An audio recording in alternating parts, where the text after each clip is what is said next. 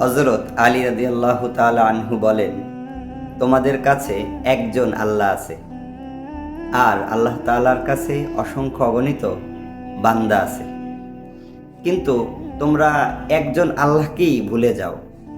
কিন্তু আল্লাহ তাআলার কাছে হাজার হাজার লক্ষ কোটি গুণ বান্দা থাকা সত্ত্বেও আল্লাহ তাআলা সেই একজন বান্দার অপেক্ষায় বসে থাকেন, যেই বান্দা আল্লাহকে ভুলে গিয়েছে।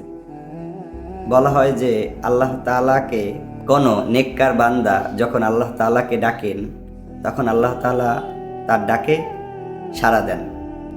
কিন্তু যখন কোনো গুনাহগার আল্লাহ তাআলাকে ডাকেন, তখন আল্লাহ তাআলা ৭০ বার তার ডাকের সাড়া দেন, উত্তর দেন। তখন আল্লাহ তাআলাকে জিজ্ঞাসা করা হলো, আল্লাহ, আপনি এই গুনাহগার বান্দার ডাকে ৭০ বার জবাব দিলেন, কিন্তু যেই নেককার বান্দা ছিল, ইবাদত গুজার বান্দা ছিল, তার ডাকে একবারই সাড়া দিলেন। তখন আল্লাহ তাআলা বলেন, ও তো ইবাদত করেছে, নামাজ পড়েছে, রোজা রেখেছে, ও আমাকে খুশি করেছে, তারপরে আমাকে ডেকেছে।